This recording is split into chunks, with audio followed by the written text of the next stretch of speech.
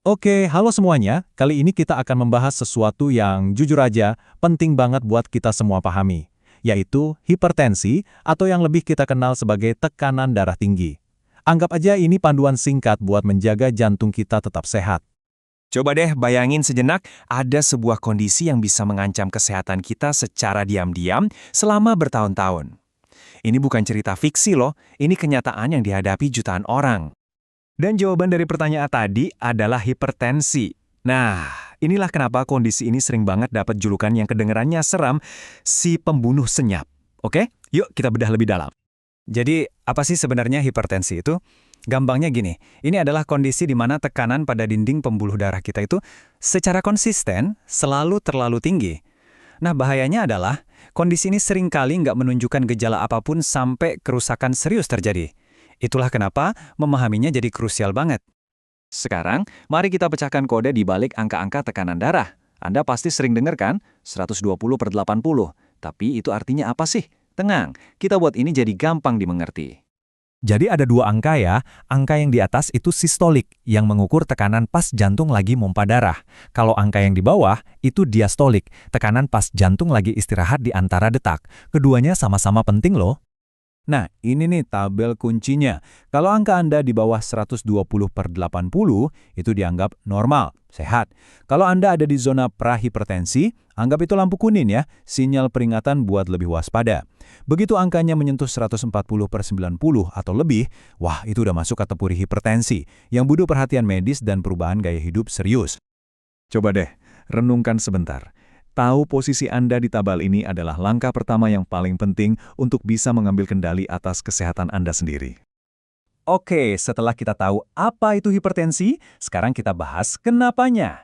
Apa aja sih faktor-faktor yang bisa bikin tekanan darah seseorang jadi naik? Beberapa faktor seperti riwayat keluarga memang di luar kendali kita ya.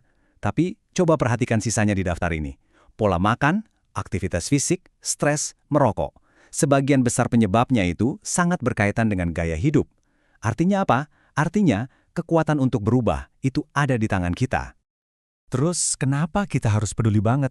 Karena bahaya yang sesungguhnya itu bukanlah tekanan darah tingginya yang mungkin nggak kita rasakan. Bahayanya adalah komplikasi serius yang bisa ditimbulkannya pada organ-organ vital kita. Dan komplikasinya ini bukan hal sepele loh. Kita bicara soal stroke, serangan jantung, gagal ginjal, kondisi yang bisa mengubah hidup kita secara drastis. Inilah alasan kenapa pencegahan dan kontrol itu pentingnya luar biasa. Oke, cukup ya bahas masalahnya? Sekarang kita beralih ke solusinya. Kabar baiknya adalah Anda punya kekuatan besar untuk mengelola tekanan darah Anda. Yuk kita lihat rencana aksinya.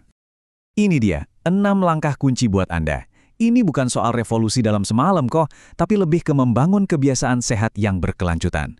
Mulai aja dari yang paling gampang buat Anda, entah itu mengurangi garam atau nambah jalan kaki 10 menit setiap hari. Setiap langkah kecil itu berarti banget dan bakal jadi hasil yang besar nantinya. Kalau ada satu hal yang perlu Anda ingat dari sisi diet, ini dia. 1 sendok teh. Itulah batas maksimal asupan garam harian yang direkomendasikan, atau sekitar 5 gram. Dan ingat ya, ini termasuk garam yang tersembunyi di dalam makanan kemasan. Penting banget untuk diingat, perubahan gaya hidup itu fondasinya. Tapi dalam banyak kasus, obat-obatan juga diperlukan untuk mencapai target tekanan darah yang aman. Anggap aja keduanya ini satu tim.